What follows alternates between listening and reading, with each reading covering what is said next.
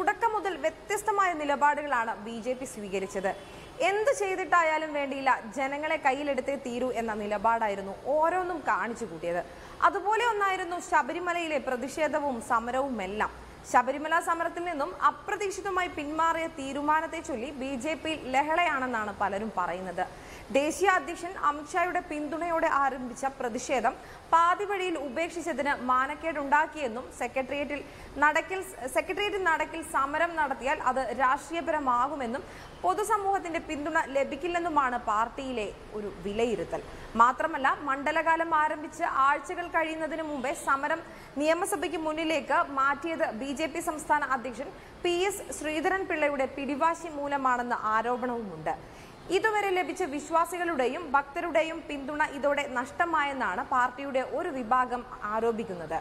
ശബരിമല വിഷയത്തിലെ നിലപാടുകൾ ഒറ്റ രാത്രി കൊണ്ട് തള്ളിക്കളയുന്ന നിലപാടാണ് ശ്രീധരൻപിള്ളയുടെ ഭാഗത്ത് നിന്നുണ്ടായതെന്നാണ് RSSന്റെ വാദം. സംസ്ഥാന BJP നേതൃത്വത്തിൽ വീഴ്ച പറ്റിയെന്നും സെക്രട്ടേറിയറ്റ് പടിക്കലേക്ക് സമരം മാറ്റിയത് തിരിച്ചടി ഉണ്ടാക്കുമെന്നും RSS കേന്ദ്ര നേതൃത്വത്തെ അറിയിക്കുമെന്നാണ് അറിയാൻ കഴിയുന്നത്. സംസ്ഥാന അധ്യക്ഷൻ സ്വന്തം കാര്യം നോക്കുന്നുവെന്നും സംസ്ഥാന ജനറൽ സെക്രട്ടറിയായ K സുരേന്ദ്രനെതിരെ പോലീസ് നടപടികൾ ശക്തമാക്കുമ്പോൾ ശ്രീധരൻപിള്ള കയ്യും കെട്ടി നോക്കിയിരിക്കുകയാണെന്ന വിമർശനവും പ്രവർത്തകരിലുണ്ടെന്നാണ് സംസാരം. അതേസമയം സുരേന്ദ്രന്റെ അറസ്റ്റിനോട് പ്രതികരിക്കാൻ RSSനെ പ്രേരിപ്പിക്കുന്നത് BJPയുടെ വല്യേട്ടൻ നയമാണ്. നിർദ്ദേശം തള്ളി ചിത്തിര ആട്ട വിശേഷ ദിവസം സുരേന്ദ്രൻ മല കയറാൻ ശ്രമിച്ചതാണ് RSSനെ ചൊടിപ്പിച്ചത്. അതേസമയം ഇനിയുള്ള സമരങ്ങൾ വിജയിക്കുമോ എന്ന ആശങ്ക BJPയിൽ ശക്തമായിരിക്കുകയാണ്.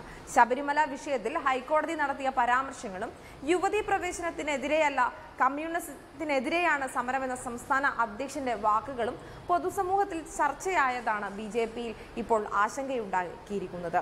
കൂടുതൽ വാർത്തകളുമായി തിരിച്ചെത്താം.